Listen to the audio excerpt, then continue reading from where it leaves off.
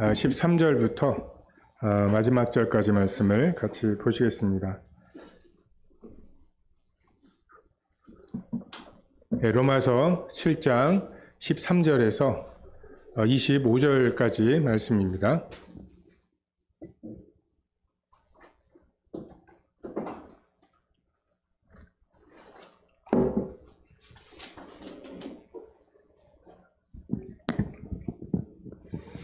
한 절씩 교독하도록 하겠습니다.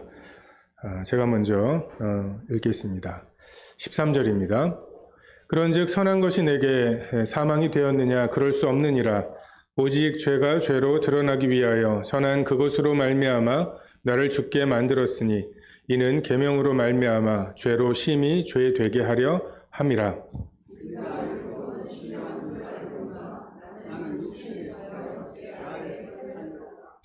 내가 행하는 것을 내가 알지 못하노니 곧 내가 원하는 것은 행하지 아니하고 도리어 미워하는 것을 행함이라.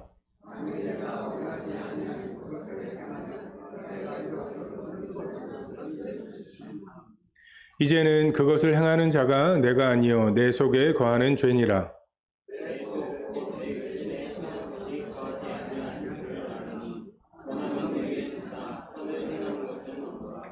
내가 원하는 바 선은 행하지 아니하고 도리어 원하지 아니하는 바 악을 행하는도다.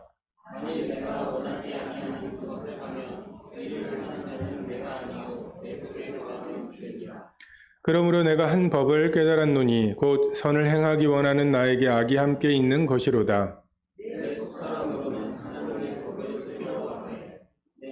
내 지체 속에 한 다른 법이 내 마음의 법과 싸워 내 지체 속에 있는 죄의 법으로 나를 사로잡는 것을 보는도다.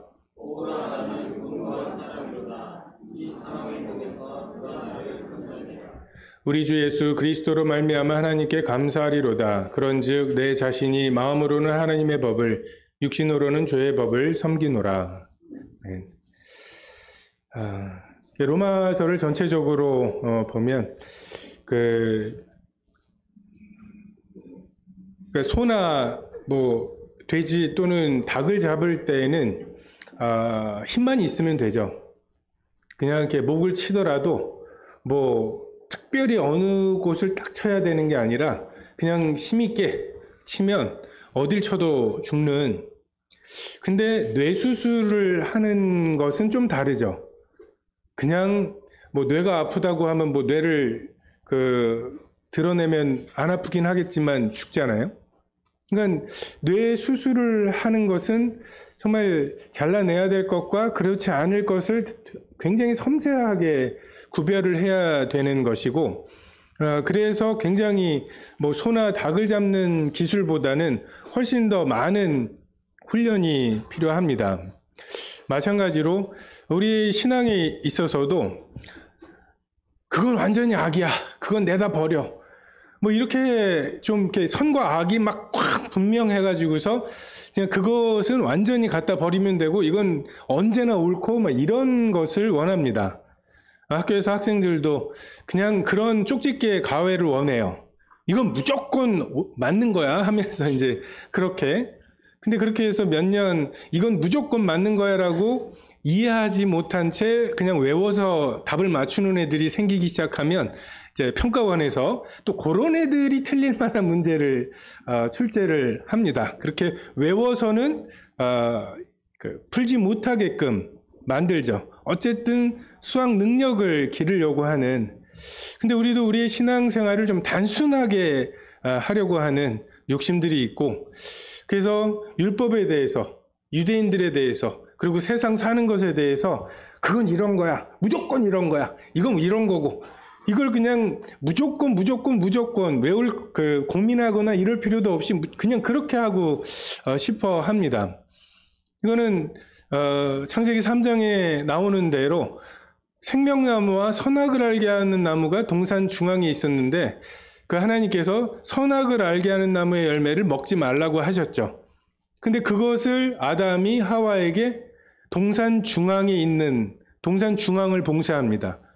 먹지도 만지지도 말라고. 우린 이렇게 이 문제들을 해결하기를 좋아합니다. 그러다 보니까 아이를 목욕시키고 목욕물을 버려야 되는데 목욕물하고 같이 아이도 버리는 이런 이제 오류에 빠져요. 동산 중앙이 봉쇄되면서 선악을 알게 하는 나무 열매를 따먹을 가능성도 줄어들었지만 생명나무가 봉쇄가 되잖아요. 그냥 하나님에 대해서 하나님과의 사귐이나 이런 것으로 생명나무를 추구하고 그 추구하는 힘으로 그 선악을 알게 하는 나무 열매를 멀리하게 되고 이게 하나님의 원리인데 그냥 외우는 거죠. 이건 악한 거야. 먹지 말아야 돼. 만지지도 말아야 돼. 라고 하면서 근데 그것이 결국 그 아담과 하와가 선악과를 따먹지 못하게 만들 이것에 실패했습니다. 율법에 대해서 율법은 악한 것이냐? 율법으로는 그 행위로는 구원받을 수 없다. 믿음으로 구원받는 거다. 아브라함을 봐라. 율법을 주시기 전에 주신 믿음으로 구원을 받은 거다. 야곱과 에서를 봐라. 태어나기도 전에 하나님이 임의로 주신 큰 자가 작은 자를 섬긴다고 하고 나는 야곱은 사랑하고 에서는 미워했다는 이 주권이 그의 구원의 여부이다. 이제 이렇게 율법으로 구원받으려고 하는 유대인들에 대해서 율법에 대해서 이제 이야기를 하다 보면 자연스럽게 그래? 율법은 악한 거야. 율법은 사망이야. 이제 이런 식으로 율법을 저쪽으로 내팽개치고 또 근데 사도 바울은 12절에 율법은 선하다고 계명도 거룩하다고 말씀하시죠. 그 율법에 대한 양극단, 율법주의와 무법주의에 대한 양극단이 아닌 율법을 어떻게 적법하게 사용할 수 있는지에 대해서 그 균형을 맞추고 있고요. 또는 유대인은 그럼 뭐냐? 유대인 돼야지 구원받아. 할례 받아야 돼. 유대인의 표를 받아야 돼. 계명도 지키고 어떤 율법도 지켜야 돼. 이런 이제 유대교가 되면 유대인이 되면 무조건 구원을 받는다는 식의 사람들. 그리고 반대로 유대인의 섭리는 끝난 거야. 라고 하는 것에 대해서 사도 바울은 둘 다 아니라고. 정말 육신의 유대인이 유대인이 아니라고 말씀 한편으로 하시면서 또 그루터기에 대해서 말씀하시고 접붙임에 대해서 말씀하시죠. 그리고 이 세상에 대해서 세상에서의 출세와 막 이런 것만을 추구하는 이런 세태. 그 당시 로마가 얼마나 대단했겠습니까? 로마에 정말 주기적으로 승전보가 들려오고 그 개선문호를 통과해가지고 전 세계를 정복한 그 승전 그리고 그 나라들을 정복하고 더 부강해지는 얼마나 뿌듯했겠어요. 그래서 그곳에서 자기도 한 자리 정도 하고자 하는 이런 이제 그 힘을 숭상하고 이러는 사람들 이런 세태가 있었을 거고 그것을 추구하는 이제 사람들이 있었겠죠. 하지만 또 다른 한편으로 세상은 악한 거고 막 끊어내야 되는 거고 분리가 아닌 격리를 추구하는 사람들 또 이 악한 권세들에 대해서 우리는 어떻게 대해야 되느냐라고 하는 이 세속주의와 완전 극단적인 이 저항해야 된다라고 하는 이 사람 속에서 존경할 자를 존경하라고 세금을 내야 될 사람들에게 세금을 내라고 이런 이제 분리되어서 살지만 격리되지는 않는 이 균형에 대해서 사도 바울이 로마서를 통해 말씀하고 있다고 분별이 됩니다. 특별히 7장에 있는 말씀은 그러면 율법은 무엇이냐? 율법으로는 구원받을 수도 없고 그 율법으로는 우리를 더 거룩하게 만드는 성화에도 소용이 없는 지금 그 실험들을 다 해봤죠. 구원은 그러면 은혜로 믿음으로 받고 하지만 그 후에 삶은 그래도 율법이 도움이 되지 않냐. 그리고 네가 율법만 지키면 할례만 행하면 내가 너 유대교의 한 종파로 봐줄게. 그러니까 한마디로 예수님을 그리스도가 아니라 랍비 하나 정도로 봐주겠다는 거죠. 그러면 핍박이 없어요. 그냥 유대교는 굉장히 많은 랍비와 랍비들의 가르침들이 있거든요. 그래서 그런 유혹들과 버무려져서 갈라디아의 그냥 성령으로 시작했다가 그 육체로 그 마무리하려고 하는 이런 유혹들. 그래서 보면 율법이 굉장히 교회와 우리의 신앙에 좀 악한 것 같아요. 우리가 이 성경의 말씀을 보면 율법은 좀 이렇게 정죄당하는 느낌 아닙니까? 율법은 그렇게 하면 안 되고 율법으로는 구원 못 받는다니까. 율법 행위로 그 구원을 받으려고 하는 사람은 저주 아래 있는 거고 막 이런 말씀들을 우리가 언뜻 들을 때 율법에 대해서 좀 이건 율법으로는 아니구나 라고 하는 생각을 갖게 되는 것이 마땅합니다. 그런데 12절에 이로 보건대 율법은 거룩하고 계명도 거룩하고 의로우며 선하도다. 결혼의 비유를 통해서도 남편인 율법이 죽은 게 아니에요. 그 남편에 대해서 내가 죽은 거죠. 마치 우리는 율법이 죽은 것처럼 율법이 그 용도가 다한 것처럼 생각하고 그 율법에 대해서 뭐 아닌 것처럼 율법은 우리가 졸업한 것처럼 이렇게 그 생각하고 말하는 것에 대해서 사도 바울은 또 다른 균형을 이야기합니다. 13절에 그런즉 선한 것이 내게 사망이 되었느냐, 율법이 내게 사망이 되었느냐, 거룩한데 선한 것인데 이게 왜 사망이 되었느냐, 율법 자체가 속임수냐 또는 의미가 없는 것이냐. 하나님께서 율법을 주신 이 목적이 죄를 깨닫게 하는 것과 죄를 더하게 하는 것, 그리고 하나님 앞으로 그리스도 앞으로 인도하는 초등 교사로서 율법을 주셨다고 말씀하시죠.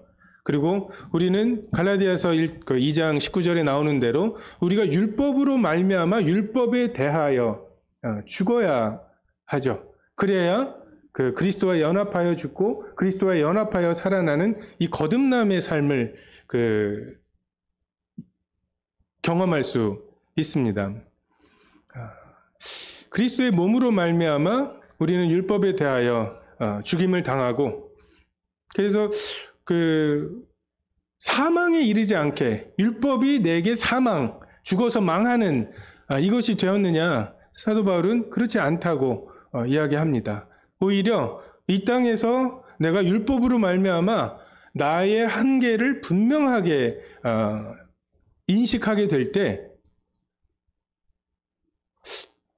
이 몸에서 나를 건져내실 구원자를 사모하게 되는 이러한 그 율법의 역사를 이야기합니다. 죄로 심히 죄되게 하는 과정, 이것이 율법의 역사입니다. 근데 선한 거예요. 근데 그것으로 말미암아 내가 죽게 되는 거죠. 그리고 그 선한 게 내 속에 들어왔을 때 내 속에서 일어나는 그 선한 것에 대한 그 격렬한 저항.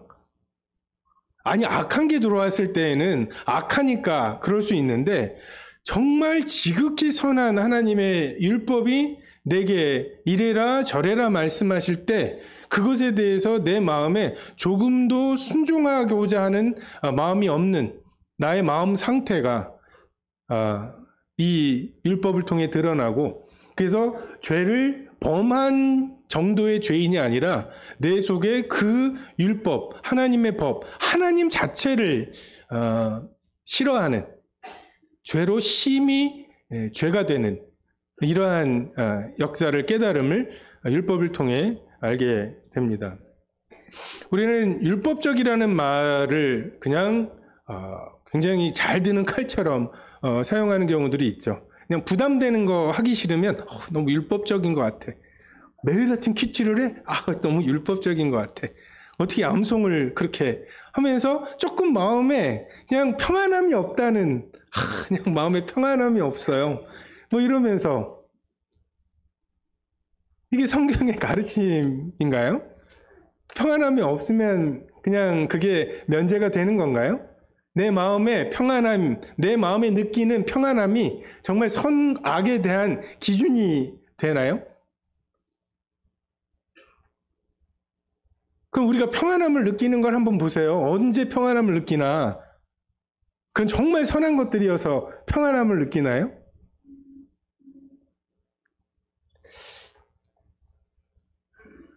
우리가 이런 우리 속에는 여전히 내가 주인이고자 하는 마음들이 있고 그것에 도움이 될 만한 말들을 우리가 굉장히 잘 수집을 합니다.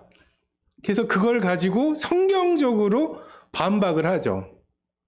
근데 그 성경적인 반박의 그 재료들을 누가 줄 수 있느냐? 사탄이 줄 수 있어요.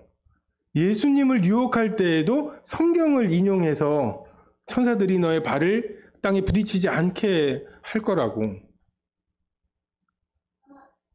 우리가 스스로 속을 수 있습니다. 자기를 부인하고 자기 십자가를 지고 나를 따르라고 하는 너무나 분명한 말씀을 우리에게 주셨는데 평안하지 않다는 둥. 자기 몸을 쳐서 복종시키라고 말씀하시는데 우리가 그것에 대해서 간과하고 예수님께서도 겟세마네에 그 고민이 있으셨잖아요. 주님이 평안하셨습니까? 정말 내 마음이 심히 고민했다고 말씀하시잖아요. 그런데 마땅한 바가 있어요. 먹음직 보암직 지혜롭게 할 만큼 탐스러운 이 길이 있는가 하면 그렇지 않지만 하나님은 먹지 말라고 하신 길이 있습니다. 그게 하나님이 너무 어렵게 말씀하셔서 또는 무슨 인디아나 존스에 나오는 것처럼 초승달에 무슨 계곡을 지나 이게 이런 말씀인가 하면서 막 무슨 퍼즐을 풀어야 될 정도로 그렇게 말씀하신 게 아니잖아요. 너무나 분명하게 말씀하셨는데 그걸 또 못 알아들으니까 그거를 또 이 모든 날 마지막에 아들을 통해서 말씀하셨잖아요. 그 분명한 말씀들이 우리에게 평안이 되느냐 아니냐 이 기준이 아니라 뭐라고 말씀하셨느냐 이것이 우리의 기준이 되어야 합니다. 14절에 우리가 율법은 신령한 줄 알거니와 나는 육신에 속하여 죄 아래에 팔렸도다. 이 신령함, 이 선함과 악함이 구별되는 것처럼 영적인 거예요. 신령한 거예요. 근데 나는 육신에 속해 있어요. 사람이 하나님의 뜻을 행하려 하면 이 교훈이 하나님께로부터 왔는지 내가 스스로 말함인지 알 거다. 명심보감이나 아니면 불교의 그냥 그 좋은 말들 있잖아요. 그 카라반 이 음악이 깔리면서 뭐뭐는 뭐뭐뭐 하느니라 뭐 이러면 굉장히 내 마음에 뭔가가 싹 가라앉는 이 근처에 가면은 막 그런 말들 있잖아요. 그 좋은 말들. 그 명심보감에도 자기 좋다고 남 싫은 거 시키지 마라. 이게 대접을 받고자 하는 대로 대접하라는 말과 뭐가 다릅니까? 근데 달라요. 예수님의 말씀은 권세가 있어요. 죄사함을 명하시면 죄사함이 이루어지는 38년 된 병자에게 자 주물러 줄게 이런 수준이 아니에요. 침상을 들고 일어나라고 말씀하시고 이제 죽을 것이 너무나 분명한 한편의 강도에게 내가 오늘 나와 함께 낙원에 있으리라 말씀하시면 그냥 그 마음에 아직 보이지 않는 것에 대한 증거인 믿음이 생기는 거죠. 이게 하나님께로부터 났는지 내가 스스로 말함인지 구별이 됩니다. 이 율법을 정말 진지하게 추구해 보면 하나님께서 말씀하신 것에 진지하게 내가 반응해 보면 그것이 내가 스스로 사람에게서 나온 것인지 신령한 것인지 구별이 됩니다. 우리가 이 육신이라는 거 하나님께서는 우리의 영을 나라고 하는 진짜 나를 이 몸속에 두셨죠. 지금 이게 100년 정도의 우리의 존재가 영원한데 그 중에 처음 100년 정도의 이런 몸을 주셨어요. 그래서 무언가를 보게 하시고 듣게 하시고 하나님의 그 영광을 계신 그대로 보게 되면 우리가 다 증발해 버릴 테니까 하나님께서 하나님의 영광을 말씀에 담으셨죠. 말씀이 육신이 되셨고 그래서 우리가 이 육신을 입고 있는 동안 글을 읽고 그 읽은 글에 우리의 그 감정이나 지식이 동하게 하시고 그것을 통해서 하나님께서 하나님 자신을 드러내시면 우리 마음에 믿음이 생기는 이러한 역사들 그리고 이 육을 입고 있기 때문에 우리가 회개할 수 있죠. 천사들과 달리 우리는 마음 먹지만 그대로 하지 않을 수 있는 기회가 있는, 하나님과 화목하고 화해할 수 있는 이런 기회를 주셨습니다. 그리고 하나님께서는 우리의 영을 이 몸에 두셨기 때문에 이 몸을 보존하게 하시기 위해서 감각들을 주셨죠. 야, 뭐 타는 거 아니야? 뜨겁고, 그리고 상한 것 같아. 뭐 이런, 그래서 이 몸을 보존하시는 거예요. 우리 이 육신에 대해서도 아까 율법이나 유대인에 대해서 가졌던 이런 극단적인 생각들로 이 육신을 다루는 경우들이 있습니다. 육신을 악해. 먹음직 부함직 지혜롭게 없는 탐스러운 걸 가지고 죄를 지었잖아 라고 하면서 그런 것을 추구하지 않는 쪽으로. 근데 하나님께서 에덴의 동산을 창설하시고 보기에 아름답고 먹기에 좋은 나무들을 주셨어요. 그러니까 보기에 아름답고 먹기에 좋은 것을 추구하는 것이 그것 자체를 죄라고 말하는 것. 그래서 그것을 오히려 피하고 먹고 싶은데 안 먹어요. 근데 적당히 먹어야 되거든요. 그렇게 만드셨어요. 그래서 그걸 위해서 식욕이라고 하는 걸 주셨습니다. 근데 그 식욕이 하나님으로 채워져야 되는, 신령한 것으로 채워져야 하는 우리들의 욕구를 식욕으로 대신하려고 하는 것. 이것이 육신의 정욕이죠. 하나님의 아름다움을 추구하도록 우리에게 영혼을 사모하는 마음과 그 아름다움을 추구하는 마음을 주셨는데 그것을 그 아름다움의 원본 되시는 예수 하나님을 제외하고 그리고 십자가를 지고 강도 만난 자에게 자비를 베푸는 것을 통해서 그 하나님의 어떠하심을 우리가 추구해 나가야 되는데 강도 만날 것 같아. 피냄새가 나. 이러면서 우리가 그 감각을 잘못 사용해서 하나님은 그 강도 만난 자 저렇게 맞으면 얼마나 아팠겠어를 내가 육신을 갖고 그 감각을 갖고 있기 때문에 공감할 수 있도록 그 감각을 주셨다면 여기를 빨리 피해야 되겠다 라고 하는 것으로 우리의 감각을 잘못 사용하는 것. 이게 육체의 감각을 잘못 사용하는 거죠. 청년들을 이렇게 돕고 청년들하고 이렇게 상담을 하다 보면 어떤 청년들은 그의 이기심을 좀 책망해야 될 필요가 있는가 하면 어떤 청년들은 조금 이기적으로 살라고 조언해 줘야 될 필요가 있어요. 지나치게 이제 절로 가는 거죠. 그래서 교회에서는 기본적으로 뭐예요?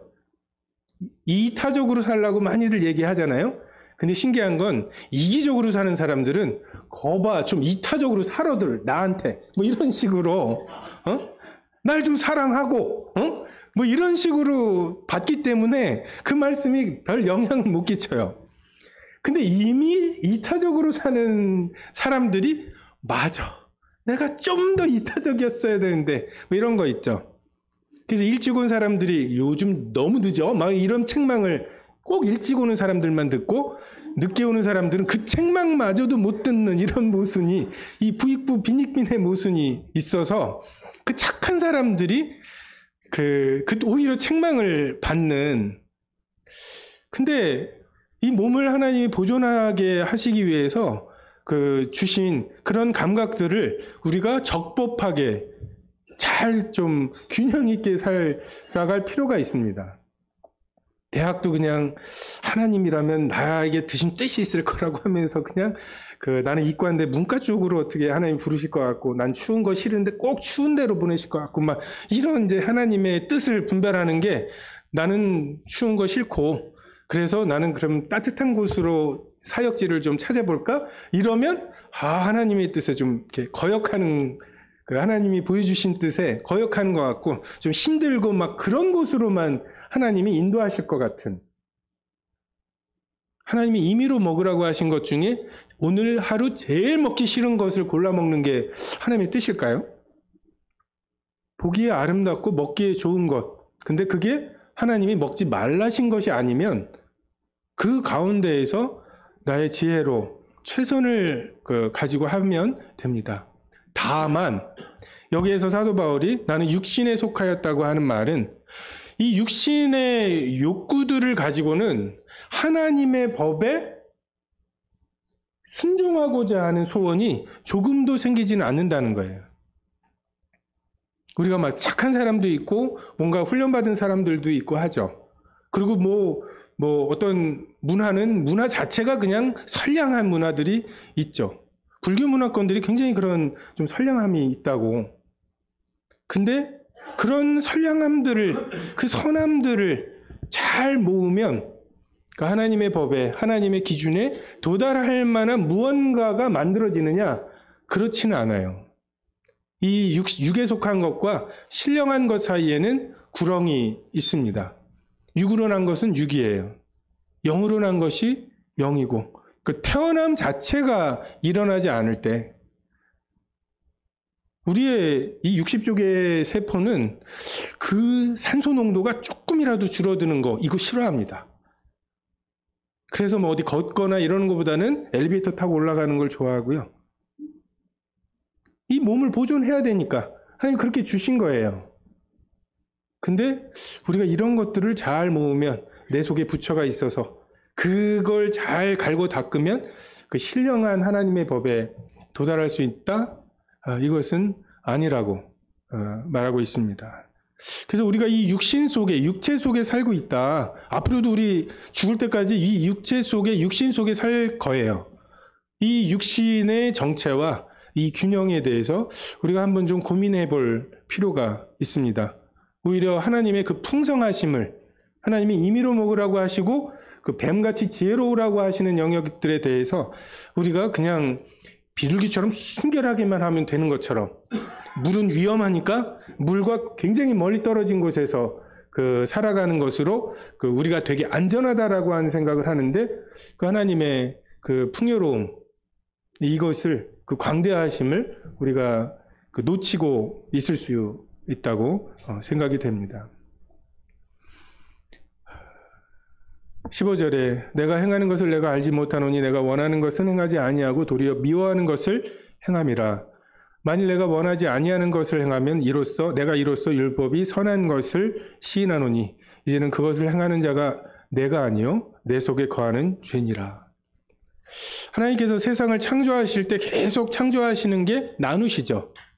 빛과 어둠을 나누시고 궁창 위의 물과 아래 물을 나누시고 궁창 아래의 물을 육지와 바다로 나누시고 또 피조물들, 생명들을, 그 식물과 동물을 창조하실 때 보면 종류대로 창조하시는, 그러니까 혼돈, 뒤죽박죽된 것에 대해서 하나님께서 하시는 창조의 사역은 분리해내시는 것입니다. 그러니까 하나님께서 이 율법을 통해서 하시는 일, 나와 죄를 분리해내세요. 이 율법이 오기 전에 내가 피해가 되면 거짓말은 죄죠. 하지만 내가 이익이 되면 거짓말은 융통성이 됩니다. 그죠? 사거리를 통과할 때 노란불에 통과를 해요. 그럼 어떻게 합니까? 자신을 정당화하죠. 야, 나까지는 위반한 건 아니야 하면서 통과를 해요. 그러고는 백미러로 뒤에 차 한 대가 따라오잖아요. 저러면 안 되지.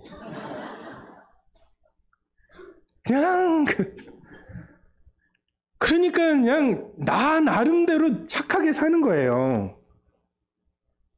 그리고 나는 앞차 따라갔는데 나는 딱지 날라오고 그러면 이제 억울한 거고, 잘못됐다는 생각이 아니라 억울한 거죠. 교도소에 있는 분들에게 복음 전하기가 저기는 아예 유죄 판결을 받은 사람이니까 좀 쉽겠다? 아니라고 하시더라고요. 재수없어 잡힌 거죠. 그러니까 들어가서 하는 것이 안 잡힐 생각을 하는 거지 안 행할 생각을 하는 게 아니죠. 근데 율법에 거짓 증거하지 말라.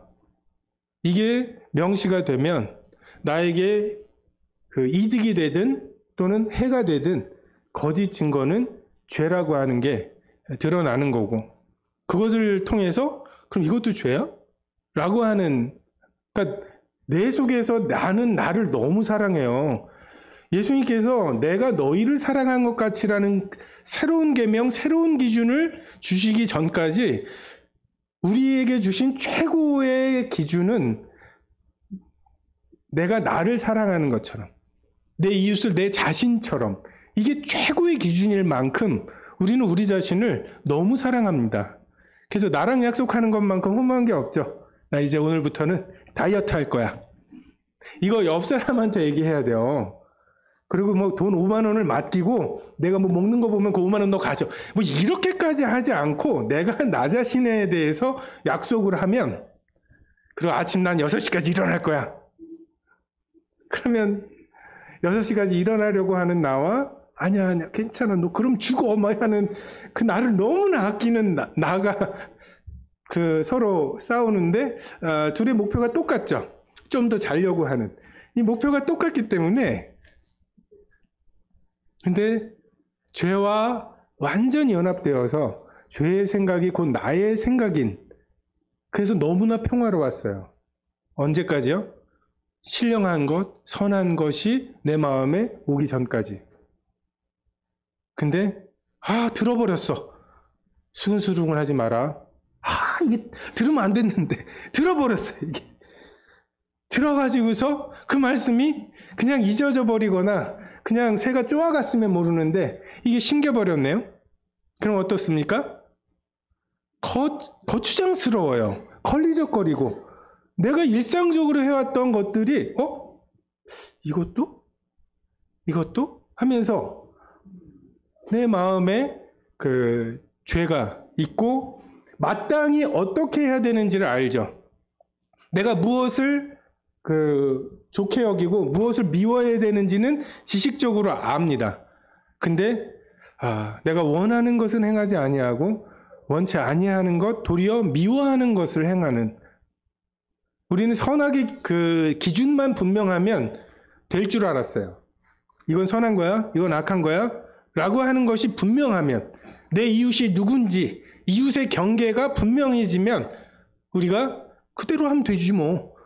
이게 우리들의 교만함이죠. 근데 선악의 기준은 분명해졌어요. 이거는 너 미워해야 마땅한 거고 이건 너가 원해야 되는 거야. 외웠어요. 근데 이 원하는 것은 행하지 않고 원치 아니하고 미워하는 것을 행하는, 그래서 내가 이로써 율법이 선한 것을 인정하고 시인하게 되고, 그리고 그것이 심판의 기준이라면 정말 내가 아니라는, 정말 내 속에 하나님이 말씀하신 그것을 하기를 원하는 내가 있어요. 근데 그것을 하지 못하게 할 뿐만 아니라 오히려 내가 미워하는 거, 나 저거 하기 싫어 라고 하는데 내 몸은 벌써 가 있는, 그것을 하고 있는, 정말 이 사이에 그 갈등이 있지 않습니까? 그 둘 다 나예요. 어떤 사람이 카드 회사에 요번에 카드비 너무 많이 나왔는데요? 목록 좀 불러주시겠어요? 몇 월 며칠 내 뭐 하셨고요? 뭐 하셨고요 했는데 뭐예요? 다 내가 한 거야. 내가 산 거야. 그랬어. 맞다. 그때 막 이러면서 하나하나를 들을 때마다 그 하나하나를 저지른 게 나고 그것에 대해서 대가를 지불해야 되는 게 또 나예요. 그 대가를 지불할 때에는 그걸 그렇게 후회하는 게 난데 또 그것에 발걸음을 하고 있고, 이게 점점 악화가 되는 게 처음에는 몰라서 했다고 할 수 있는데 나중에는 알아요. 내가 지금 여기서 이 집 밖으로 나가야 이 죄를 안 지어. 분명히 알아요. 그리고 막 요셉이 어땠는지 옷을 벗어버리고 뛰쳐나갔다. 뭐 이런 지식들이 꽉 차요. 그러면 되는구나. 요셉에 대한 얘기 들을 때 그렇구나. 아는 것 같았죠. 응? 그리고 지금 그 말씀이 떠올랐어요. 내가 여기서 지금 나가야 된다. 이 자리를 피해야 된다. 나의 60조 개의 세포가 글로 나를 끌고 가는,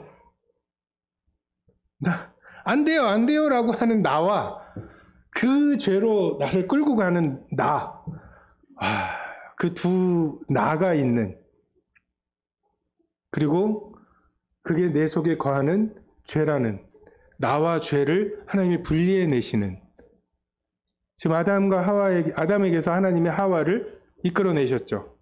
완전히 분리해내셨죠. 그런 것처럼 정말 우리에게 우리의 이게 나쁜 습관이나 성격, 어린 시절에 안 좋은 경험 이런 것에서 된 문제가 아니라는 거죠. 악한 영의 역사예요. 구원받은 분들에게 성령께서 말씀을 주시고 영감을 주시고 그 일을 행할 용기와 담대함을 주시는 것처럼 이 악한 영이 또 우리에게 죄 지을 지혜를 주죠. 야, 그건 이렇게 해서 이렇게 해결해봐. 지혜를 주고, 야, 그러다 걸리면 어떡해. 야, 인생 한 번 살지 두 번 사냐? 용기도 주고, 영감도 일으켜주고. 안 좋은 습관이 아니라니까요. 악한 영이 우리의 마음에, 우리의 지성에, 우리의 감정에, 이게 어려운 거죠. 믿지 않는 분들 보면은 모든 날씨와 연결된 술이 있어요. 이런 날은 광장시장에서 이런 파전이 뭐고 또 이런 날은 또 그냥 칵테일 바에서 뭐고 해가지고 모든 날과 연결이 돼 있는 이런 우리의 추억, 감정, 생각, 욕심, 우리의 감각과 연결되어 있는 나와 그 죄를 하나님이 이렇게 갈라내시는. 근데 살려서 갈라내셔야 되잖아요. 어떤 사람이 심장수술하는 의사나 자동차 엔진 고치는 나나 하는 일 비슷한데 왜 이렇게 월급이 다르냐? 근데 의사가 하는 말이 우리는 살린 채로 하잖아. 너는 엔진 시동 끈 채로 하지만 우리는 얘를 살려놓은 채로 하잖아. 살아있는 채로 해야 되거든요.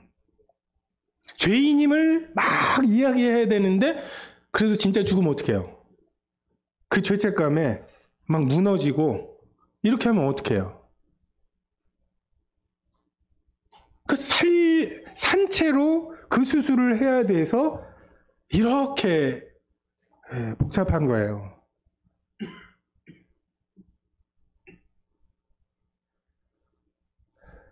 내 속에 나를 도적질하고 죽이고 멸망시키는 악한 영을 발견케 하십니다. 내 속에 나만 있는 줄 알았는데, 그리고 내가 지금 공평한 저울이 되어서 하나님이 계시는 것과 안 계시는 것 사이에서 이렇게 저울질하고 있는 게 구도라고 생각을 했는데 아니구나. 완전히 여기에 묶여 있구나. 악한 영이 나를 묶어놓고 있구나. 여기에 아무리 하나님에 대한 지식들이 올라와도 꿈쩍도 못하게 하고 있는 나는 공평하지 않은 저울이구나. 어리석은 자, 고집스러운 자는 그 마음에 이르기를 하나님이 없다고 하는 것처럼 내 저울은 고집스러운 저울이구나. 이것을 율법을 통해서 발견하게 하시는 거죠. 영접하는 자, 그 이름을 믿는 자에게 하나님의 자녀가 되는 것처럼 우리가 사탄의 말을 믿었고 사탄을 영접했죠.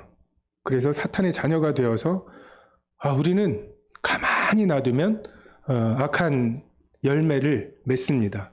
이 악한 것에 대해서 우리의 마음은 언제나 좋은 밭이죠. 30배, 60배, 100배의 열매가 언제나 맺히는. 율법의 한계는 분명합니다. 내가 어떠한 존재인지 분명하게 드러내지만 그것을 해결해 줄 수는 없는, 거울을 보고 더러운 것을 알게는 해주지만 그 거울로 더러움을 닦아낼 수는 없는, 이게 사도 바울이 말하는 율법을 적법하게 쓰는 균형이 될 것입니다. 18절에 내 속고 내 육신에 선한 것이 거하지 아니하는 줄 아노니 원함은 내게 있으나 선을 행하는 것은 없노라. 내가 원하는 바 선을 행하지 아니하고 도리어 원하지 아니하는 바 악을 행하는도다.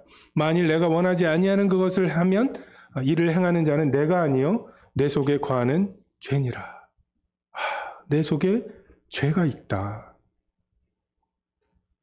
그 인격적인 죄가 있어요. 그 악한 습관이 아니라 악한 영이 우리 속에 있습니다. 이것이 우리에게 드러나고, 저는 그 해리포터 마지막 편에 보면 볼드모트가 해리포터를 죽여요. 근데 그 해리포터가 죽은 다음에 죽은 자의 세계로 가거든요.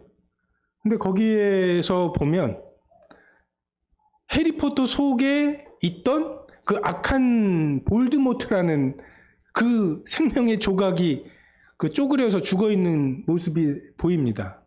전 그걸 보면서 야, 갈라디아서 2장 20절 같은, 정말 내가 내 속에 그 악한 것을 품고 살아가는데 죽음을 통해서 그 둘이 분리가 되고, 그리고 다시 그 부활할 때에는 해리포터만 부활하는, 지금 하나님께서 이 일들을 하고 계시다. 내 속에 악한 것을 적나라하게 드러내셔요. 굉장히 고통스럽습니다. 정말 내가 그 굉장히 선한 줄, 하나님인 줄 착각하며 살던 우리들에게 내 속에서 그 악한 것, 악한 생각, 아, 선악이 이런 거구나, 죄를 깨닫게 하는 게 아니라 그 죄에 대해서 내 속에서 불끈불끈 일어나는 이 반역의 마음을 발견할 때, 굉장히 자기에 대한 실망감, 정말 죽고 싶은, 더 살아봐야 이게 결국 하나님이 주신 것 중에 얼마를 남겼느냐잖아요. 하나님의 심판이. 더 살면 분모도 커지겠죠. 근데 분자가 커질까? 자신 있으십니까?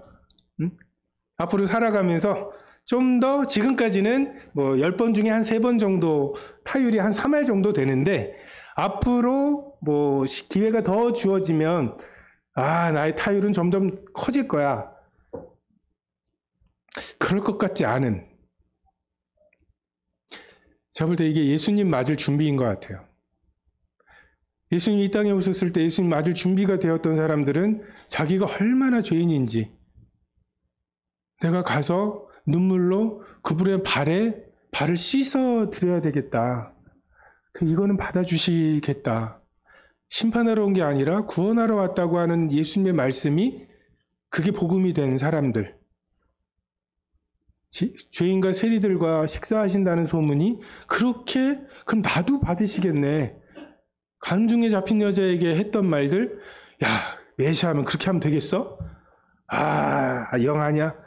이런, 자기가 조금 의롭고 말씀 잘 지키고 있고, 그래서 메시아가 오셔서 자기한테 좀 상 주셔야 된다고 하는 메시아를 기다렸던 사람들에게는 실망스러워. 근데 그것을 그냥 전해 듣는, 예수님을 비난하는, 간음 중에 잡힌 여자를 그렇게 대하면 돼? 라고 하는 말을 그냥 비난하는 말로 전해 들었던 어떤 사람. 근데 정말 나도 그런 자인데, 나도 간음 중에 잡힌 여자와 다를 바가 없는데, 이런 마음이 있었던 사람들에게는 야, 잘 들어봐, 복음이야 라고 말 안 해도, 그냥 그렇게 흘려들어도, 심지어 예수님을 비난하는 것으로 전하는 그 말조차가 그에게 복음이 되는 것처럼, 지금 우리에게 하나님이 이런 일들을 하시고 이런 내 마음의 한계를 드러내시고, 그 고통스러움, 정말 우리가 입고 있는 옷이 정말 더러운 옷과 같지 않습니까? 너덜너덜하죠. 이 옷이 하나님이 주신 옷보다 좋다고 생각하는 동안에 저는 하나님이 주신 예복을 받을 마음이 없어요. 나의 이 무화과 나무 잎으로 만든 옷이 더 낫겠다고 하는 동안에 하나님의 가죽옷에 우리가 관심이 없습니다. 내 속에 선한 것이 거하지 아니하는 것을 절감하게 되고, 그제서야 우리가 내 속에서 선한 것을 긁어 모으는 이런 수고를 놓게 돼요. 착한 척, 하나님 앞에 조금 나은 척, 이번 주는 좀 예배 드릴 만해 라고 하는 생각. 이번 주는 정말 죽 썼어 막 이런 거 있죠. 우리가 복음이 조금 쉬워지거나 조금 어려워지거나 할 수 있습니까? 제가 뭐 네팔에 사는 사람들은 달에 조금 가까운 건가요? 그 사람들은 달에 갈 가능성이 우리보다 훨씬 더 높은 건가요? 왜? 높은 데 사니까? 뭐 코로나 때문에 뭐 교회가 어쩌고 막 하면서 복음 전하기 되게 어려워지고 막 기독교의 위기고, 언제는 위기가 아니었습니까? 언제는 복음 전하기가 딱 좋았습니까? 이게 다 교만함인 것 같아요.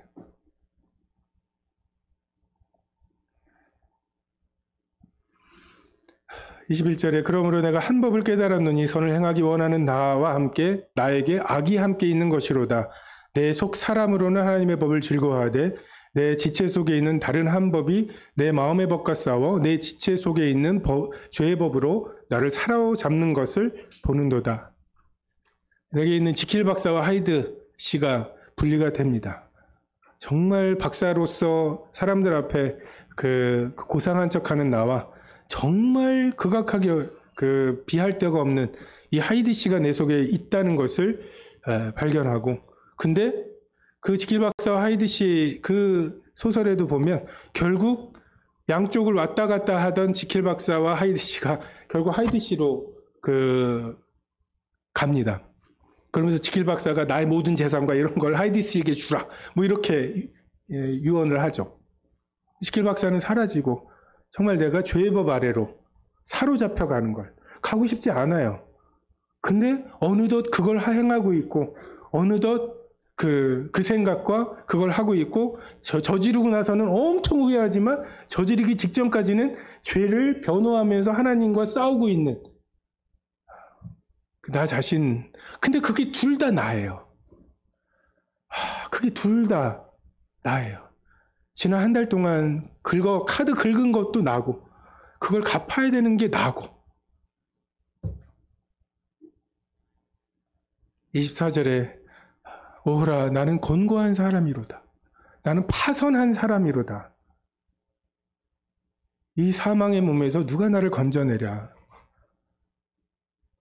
아버지 집을 어찌하든 아버지 집을, 그리고 아버지의 다스림을 떠나고자 했던 탕자가 이제 어찌하든 아버지 집에 그 품꾼의 하나로라도 받아들여지기를 바라는 것처럼, 어찌하든 내가 이 몸의 그 욕구대로, 소원대로 살기를 바라던 내가 이 사망의 몸에서 건짐받기를 바라게 되는, 구원받기를 원하게 되는, 이게 율법이 우리에게 하는 일입니다.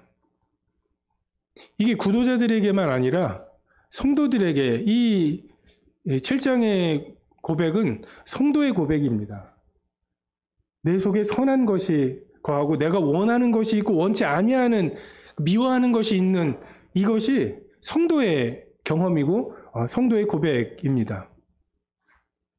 우리가 벌써 구원 받았고에 너무 집중한 나머지 우리의 삶에서 지금 구원 받아가는 것을, 그리고 우리가 구도자임을 간과하는 경우들이 많이 있습니다. 그리고 우리가 다시 주님 뵐 그 궁극적인 구원에 대해서, 영화로움에 대해서 우리가 이렇게 쌓여가다 보면 어휴 하면서 그냥 이렇게 뻣뻣하게 주님을 뵐 것 같습니까? 이렇게 완성되어 가는 게 예수님 맞을 준비인 것 같습니까? 계시록에 나와 있는 것처럼 예수님은 우리에게 면류관을 주시고, 그 면류관을 받은 장로들은 다시 그걸 예수님에게 돌려드리는, 나는 하여야 할 일을 한 것뿐이라고.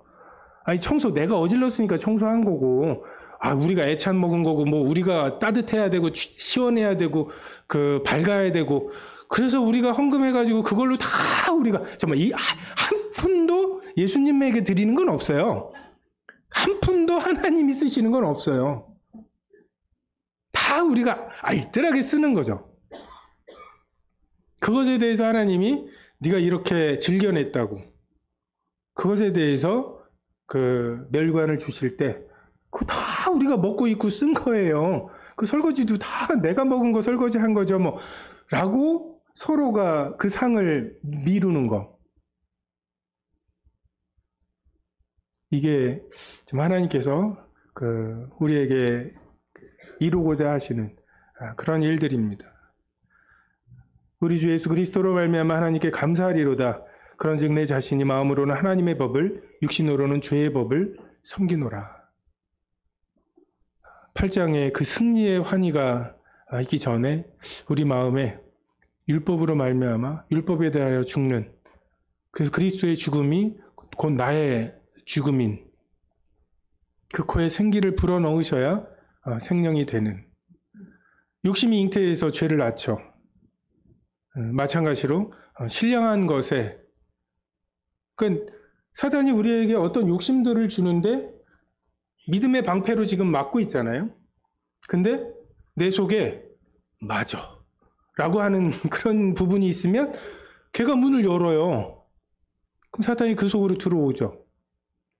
어떤 사람은 뭐 분노가 될 수도 있고, 재물에 대한 욕심일 수도 있고, 또는 음란한 것일 수도 있고, 이것만 하면 너 하나님처럼 될 거야, 이걸 하나님이 못 먹게 하셨어? 라고 하면서 하는데, 하나님 그런 분 아니야 라고 하는 믿음의 방패가 없는 부분이 있죠. 맞아, 그걸 어떻게 라고 하는 부분. 근데 이 원리와 똑같이 하나님이 선한 것이 무엇인지를 말씀과 예수님의 삶과 가르침과 죽으심을 통해서 우리에게 말씀하시죠. 그때 우리 속에 거룩한 영, 성령께서 그 말씀들에 대해서 문을 열어주시는 거죠. 성령의 욕구가 생기는 거죠. 욕심이 잉태해서 죄를 낳는 것처럼 이 거룩한 욕심이 잉태해서 선과 영생을 낳는, 이것이 우리의 원리입니다. 예수님 맞을 준비가 되어 있으십니까? 정말 이 말을 듣고 마음에 찔려 우리가 어찌할꼬 하는 탄식. 근데 그 말을 듣고 마음에 찔려 베드로와 다른 사도들에게 물어 이르되 형제들아 우리가 어찌할꼬. 근데 찔려서 거절하는 사람들도 있죠. 우리에게는 율법에 대해서 호기롭게 우리가 다 지켜 행하겠나이다 라고 하는 교만함이 있습니다. 그런데 하나면, 딱 하나의 죄만 하나님이 제대로 심으셔서 그 신령한 것, 그 선한 것이 내 속에 심겨서 그 선한 것이 나의 육신에 속한 것을 드러내고 그 악한 것이 내 속에 있는 것을 드러낼 때 충분합니다. 사도 바울이 10개의 계명 중에 탐심에 대해서 고민하면서 그 하찮아 보이는, 티도 안 나는 이런 죄가 있는데 너는 나 외에는 다른 신들을 내게 두지 말라. 첫 계명이죠. 근데 영어 성경에 보면 다른 신들을 내 앞에 두지 말라고, 나보다 앞서서 다른 것들을 두지 말라고 말씀하시죠. 40일을 굶은 상태에서도 나의 가장 큰 소원과 필요는 하나님이시고 하나님의 말씀이어야 돼요. 그거 말고 돌로 떡을 만들어 먹는 것이 앞에 있으면 그 첫 번째 계명, 내 앞에 다른 것을 두지 말라고 하는 말씀을 어기는 것이죠. 나를 만족시킬 수 있는 다른 것이 있다고 하는 생각, 이것이 탐심의 핵심이고 그것이 우상숭배구나. 하나님 말고 다른 것을 섬기는 우상숭배로구나. 바울이 탐심에서 시작해서 자기 죄를 깨닫고 결국 탐심이 우상숭배라고 하는 것을 알게 되는, 딱 한 가지 죄, 사소한 죄도 괜찮습니다. 정말 딱 한 가지 죄를 하나님이 우리 마음에 심으셔서 그 죄를 적법하게 사용하면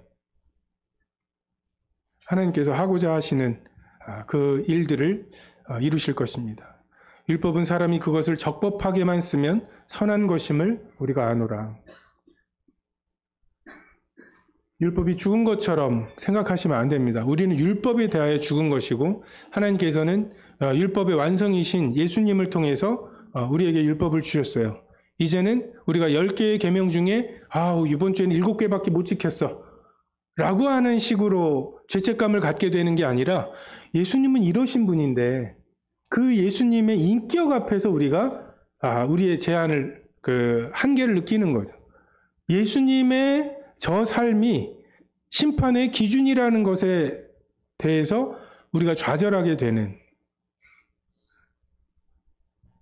주일 성수를 목표로 살아가는, 그리고 3번을 빠지면 천국 못 간다고 하는 이 두려움으로 교회를 나가는 사람보다 모이기를 힘쓰라고 하시는 그냥 그 단순한 말씀에 반응해서 교회를 오시는 것에 어떤 게 더 열심히 있느냐, 여러분 살펴보셔야 돼요.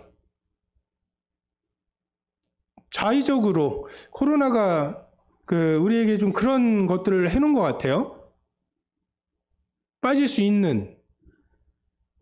그리고 굉장히 정죄하고 사회로부터 비난도 많이 받았지만 정말 그 예배를 지키려고 했던 그런 시도들이 있었죠.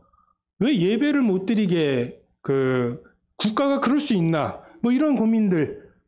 그래서 미국 같은 데서는 그렇게 창궐을 하지만 굉장히 이름 들으면 알만한 분들이 우린 모인다. 그리고 걸린다. 그리고 죽으면 죽는다. 그렇게 모였거든요. 근데 정말 우리에게 그냥 먹지도 만지지도 말라고 하는 이런 율법이 아니라 정말 하나님 그리고 예수님을 사랑하는 마음, 예배드리고자 하는 마음, 이 마음으로 모여지는 게 세계 사다리가 끊기면 천국 못 간다고 하는 두려움으로 모이는 것보다 이게 더 강력하지 않다면 우리의 삶을 돌이켜봐야 합니다. 온전한 11조가 뭐야? 세전이야? 세후야?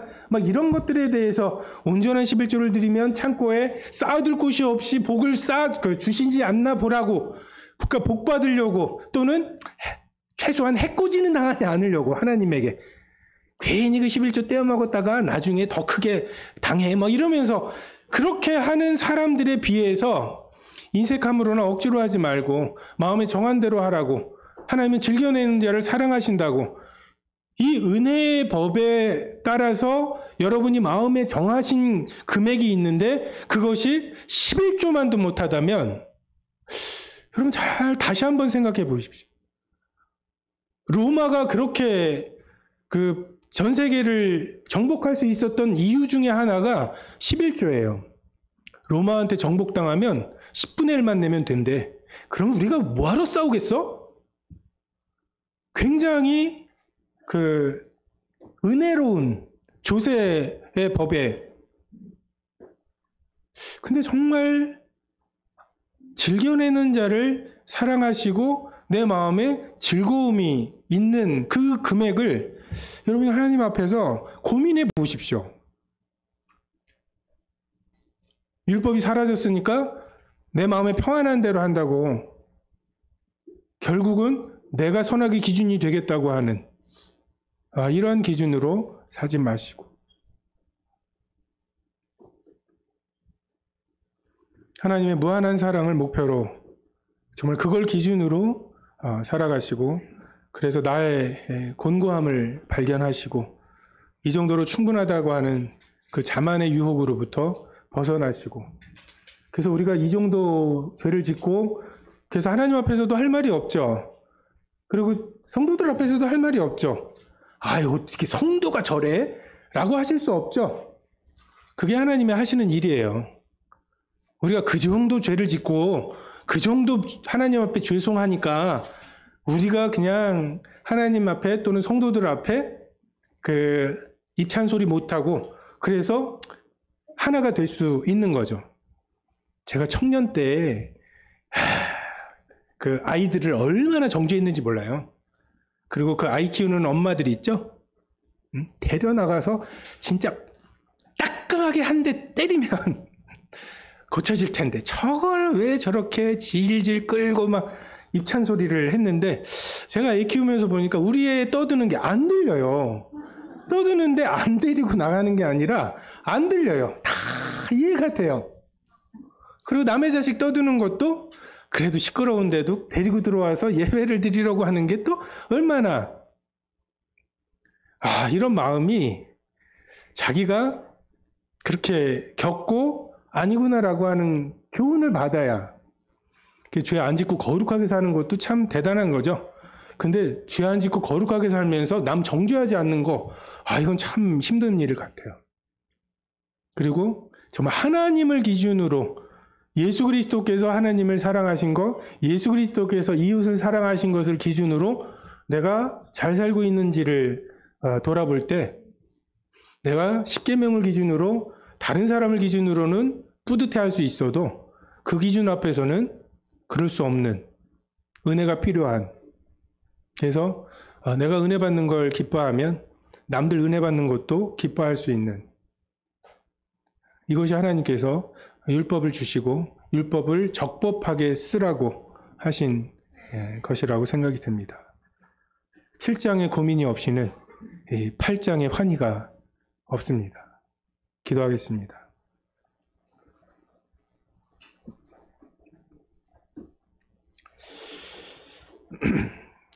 저희를 그리스도께로 인도하는 초등 교사가 됩니다.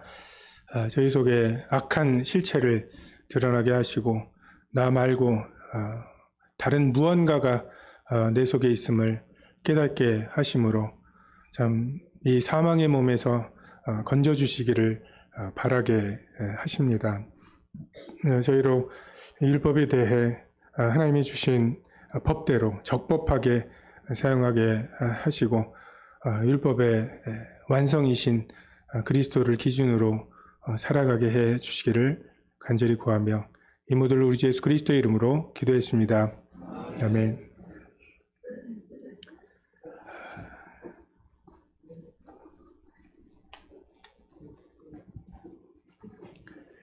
광고 말씀드리겠습니다.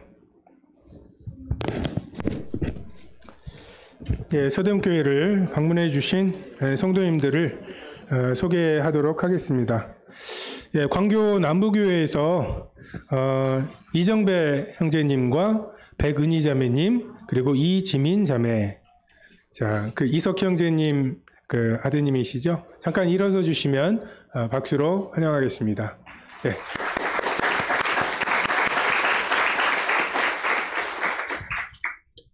굉장히 오랜만에 오셨는데요. 형도원 형제님 방문하셨습니다. 앞에 계신데 잠깐 일어서 주시죠. 박수.